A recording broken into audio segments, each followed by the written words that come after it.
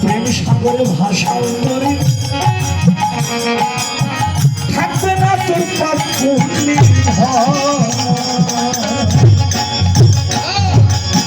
শুনে আমি মেঘে বাণী বাবা ওরে সালামে সাড়ে তিন দেহ তুমি প্রেম সাগরে ভাষাও করি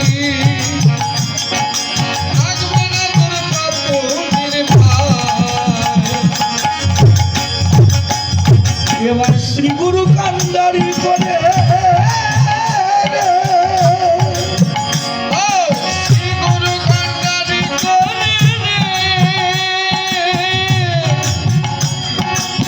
শ্রী গুরু কান্দারি করে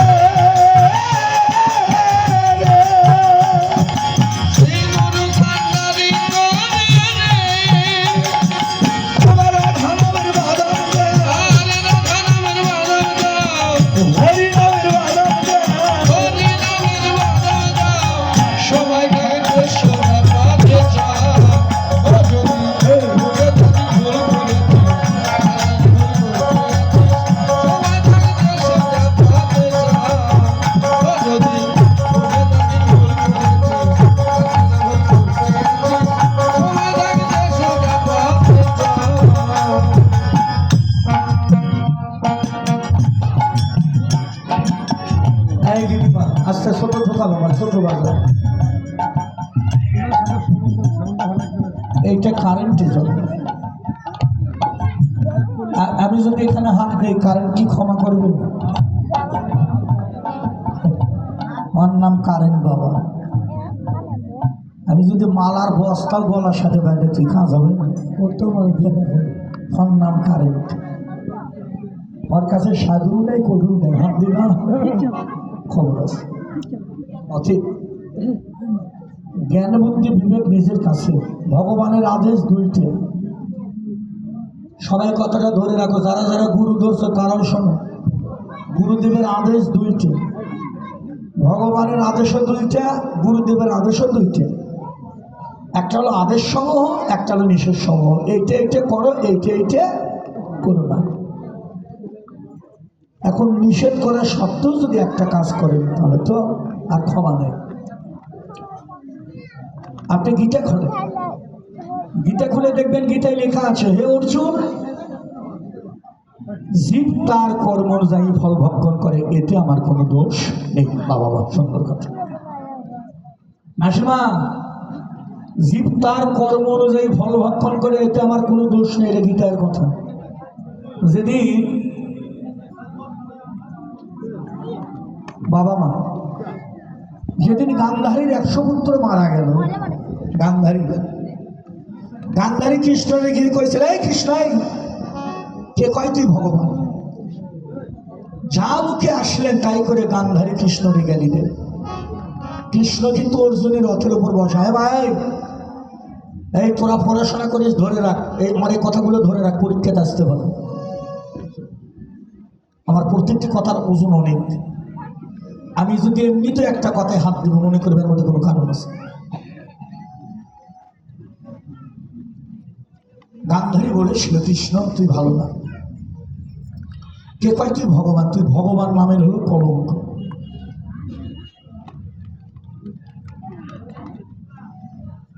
তুই রথে বসা তোর সামনে আমার 100টা পুত্র মারা গেলে তুই মায়েরা কবা যার একটা ছেলে মারা যায় সেই মায়ের দশা কি হয়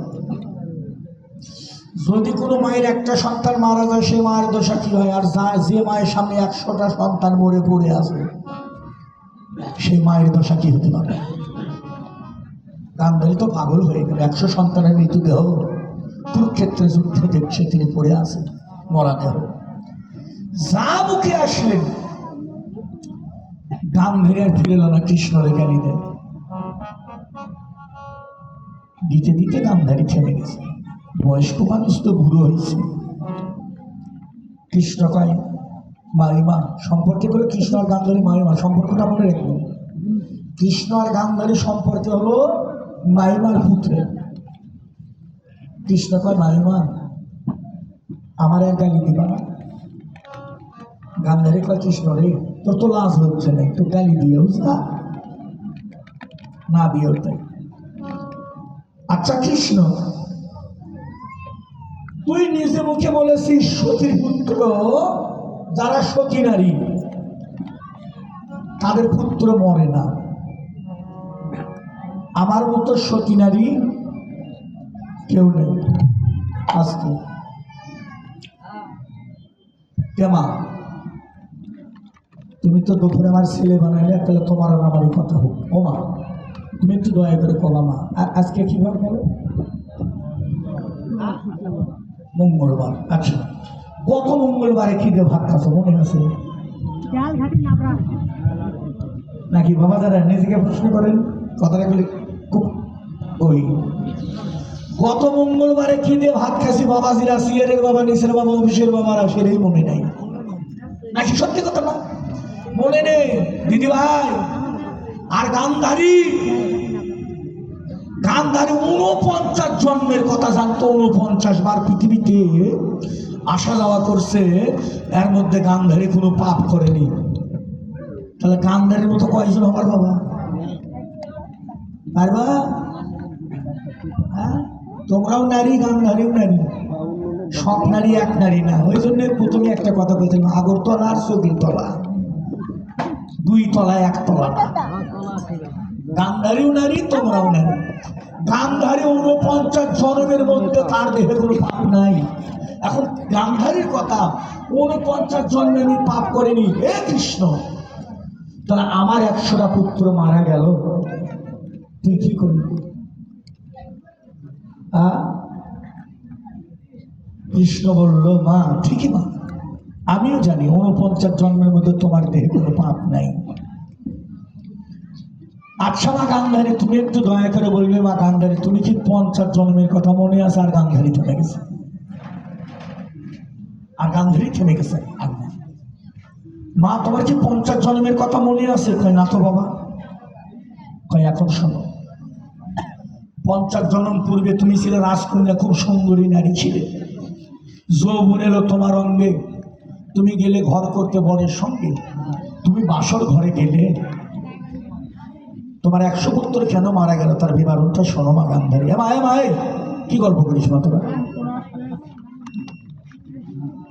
এই দিকে লক্ষ্য রাখো, গান্ধারী তার জীবন হবার বাবা না, গান্ধারীর কথা শোনো।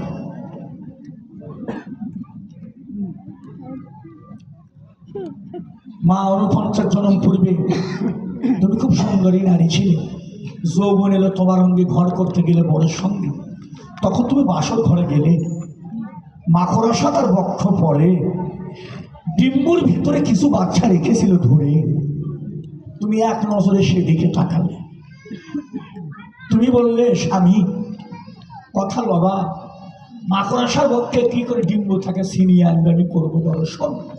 নতুন বিবাহের পরে স্ত্রী যদি বায়না ধরে, স্বামী কিন্তু না দিয়ে থাকতে পারে না, তখন তার মধ্যে বাসরাত। আপনার মানবেন কি মানবেন না জানি না, বাসরাত এটা কিন্তু একটা বিয়া কায়দা রাত, সত্যি কথা না। ও যা চাবে তাই দেওয়া লাগবে, তাতে যদি 50 কিনে দেওয়া লাগে তাতে সমস্যা নাই, বাকি দিয়া তো লাগিচ্ছে না বাবা, বুঝলেন না কেন? বাকি 50 হলে 100 হোক। নতুন বউ তো যা কবিতাই শুনতে হবে। এখন মাকড়সা নতুন বউ, বাসর ঘরে বায়না ধরেছে, স্বামীর কথা মানো, মাকড়সার বক্ষে ডিগ্রি করে ডিম্বু থাকে ছিনিয়ে আনো, করবো দর্শন। এবার স্বামী বাসর ঘর থেকে উঠে গিয়ে দিয়া লাগিয়ে মাকড়সার বক্ষ থেকে ডিম্বু এনে গান্ধারীর হাতে দিল। গান্ধারী ডিম্বুর খোলক ছিঁড়ে ঝরঝর করে বাচ্চাগুলো ফেললো মাটিতে। মা তোরা পড়াশোনা করিস, ধরে রাখ, গান্ধারীর 100 পুত্র কেন মারা গেল তার মূল কারণটা। ওই মাকড়সার বাচ্চাগুলো ঝরঝর করে ফেললো মাটিতে, পায়ের বুড়ো আঙ্গুল দ্বারা টিপে টিপে প্রত্যেকটি বাচ্চাকে মেরে ফেললেন ওই মাকড়সার বাচ্চা। আর মাকড়সা মা, মা তোমারই দায়িত্ব। ঘরের দেয়ালে দাঁড়িয়ে থেকে সন্তান হারানোর ব্যথা বক্ষে নিয়ে 2 হাত তুলে মাকড়সা কেঁদে বলেছিলেন, হে ভগবান, বিনে দোষে যে আমার পুত্র মারলো, তার বিচার তুমি করো। বিশ্বের মালিক যদি কেউ থেকে তাকে দলিয়ে ধরায়।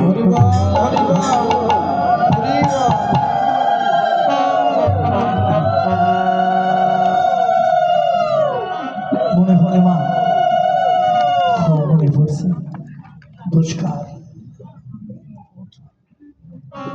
তার আগের জন্মে তুমি ফরিং মেরে মেলে মারা গেছিলে। তোমার অপরাধের কারণে তোমার 100 পুত্র নিধন হলো।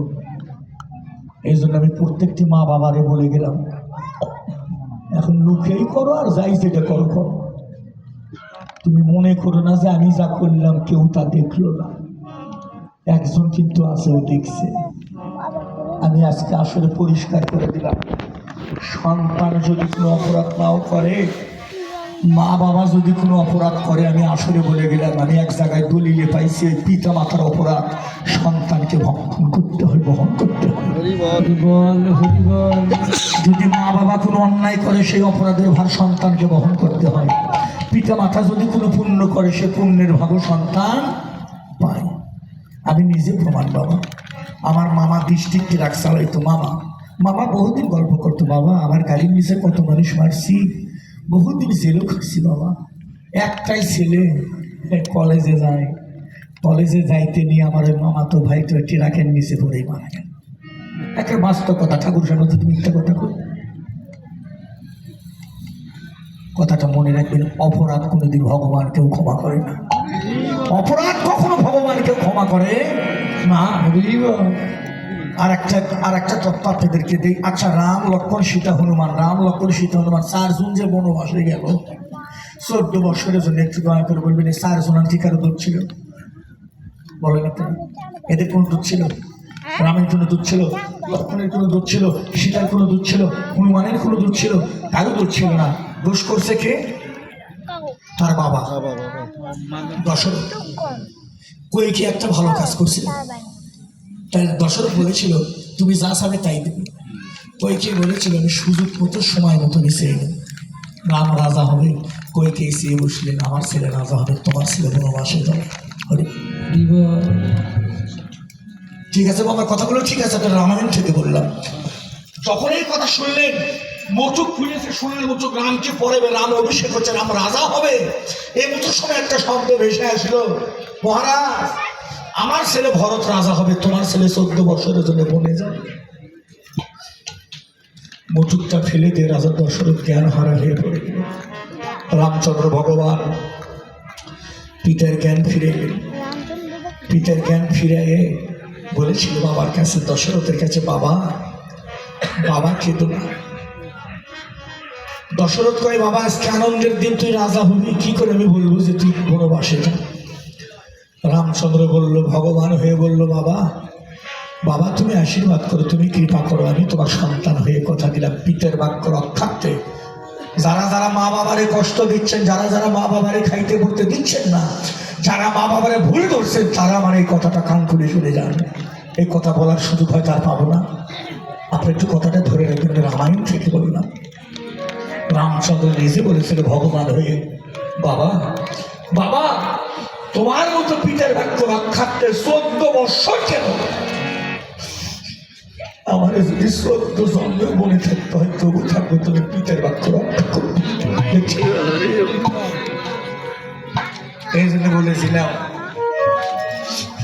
মা বাবার দোষ ধরা যাবে না, মা বাবার কেউ কোনোদিন ভুল ধরো না। 1 কেজি পাথর দিয়ে কোনোদিন 5 কেজি পাথরকে কাটা যায় না। মা বাবা মা বাবাই।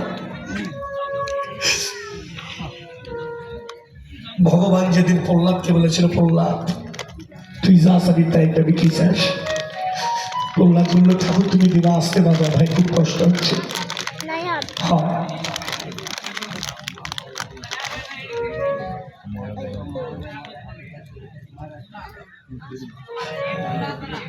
আশীর্বাদ করি আপনার মা বাবা যেন, ঠাকুর যেন যুগল বাবা মা বাবা যেন।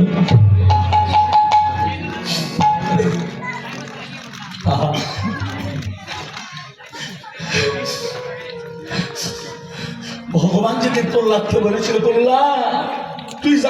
তাই পাবি, কি চাস বল, তুই আমার বড় ভক্ত। প্রহ্লাদ বলেছিল ঠাকুর তুমি দিবে, কয় হয় সত্যি দিবে। প্রহ্লাদ কয় তোমার কথা বিশ্বাস হয় না, তুমি তিনি সত্য করো। ভগবান তিনি সত্য করেছিলেন, প্রহ্লাদ যা ছবি তাই পাবি, যা ছবি তাই পাবি, যা ছবি তাই পাবি। প্রহ্লাদ বলেছিল ঠাকুর আমার প্রথম চাওয়া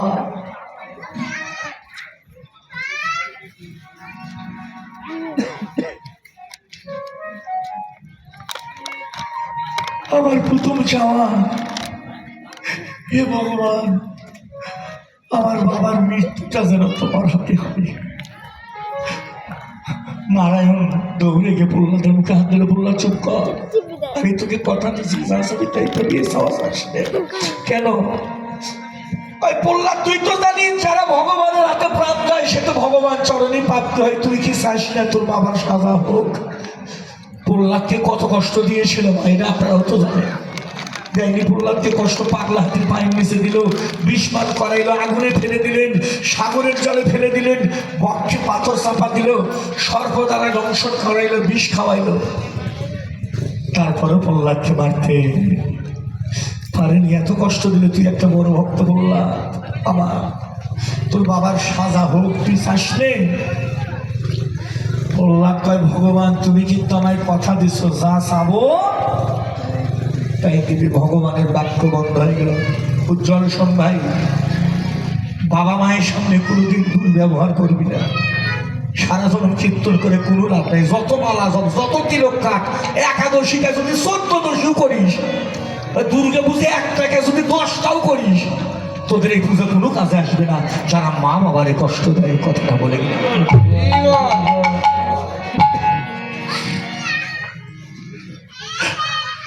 এই যে জায়গাটা আমি তুলে ধরলাম, যেন ভুল না হয় তার পিছনে একটা দলিল রেখে গেলাম। ওই সার দোকানের জায়গায় গল্প করবে, দুলের দাদা কি ব্যাখ্যা দিল, এই জন্য প্রত্যেকটি কথার পিছনে একটা করে দলিল রাখলাম, যেন ভুলটা না ধরতে পারে। ভুলগুলো সংশোধন করে দিলাম। প্রহ্লাদ বলল ঠাকুর তুমি কথা দিচ্ছ, যা চাবো তাই দিলে। ভগবানকে প্রহ্লাদ ইশারা করলে দ্বিতীয় চাওয়া চা। প্রহ্লাদ বলল ঠাকুর আমার দ্বিতীয় চাওয়া,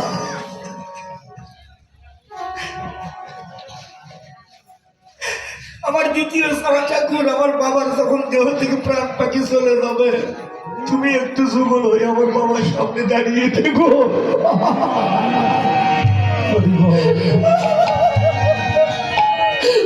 আমার বাবা যেন তোমার যুগল রূপ দেখতে দেখতে যেন মরতে পারে ঠাকুর। ভগবান অবাক হয়ে গেল, প্রহ্লাদ রে তুই কি চাস? ভগবান চর্চার করে কাজে ভক্তকে কি উত্তর দিবে, বাক শক্তি হারিয়ে গেল। ভগবান ইশারা করে প্রহ্লাদ তৃতীয় চাওয়া চা। প্রহ্লাদ বলল ঠাকুর তৃতীয় চাওয়া, আমার বাবা যেদিন মারা যাবে, মা সেদিন মারা যাবে,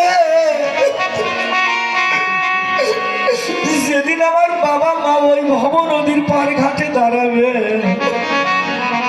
এ ভগবান আমার একটাই চাওয়া, সেদিন তুমি নিজে নৌকার মাঝি হয়ে আমার বাবা আর মায়ের তুমি একটু ভব নদী পার। সবাই আলিঙ্গন করো, সবাই ধুলে বাবা বাবা রাধে রাধে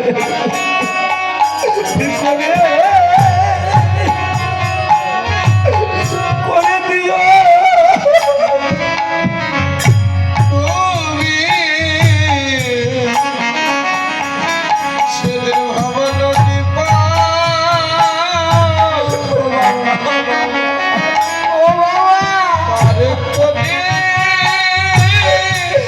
করে দিও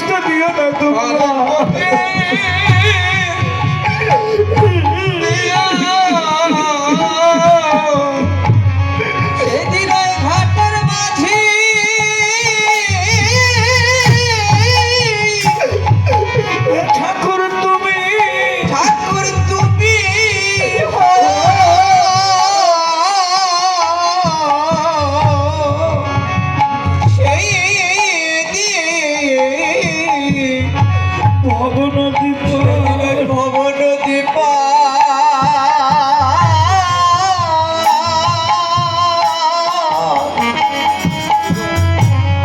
ঠাকুর করি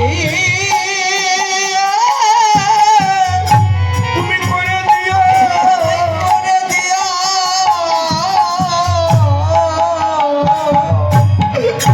যেদিন প্রাণ পাখি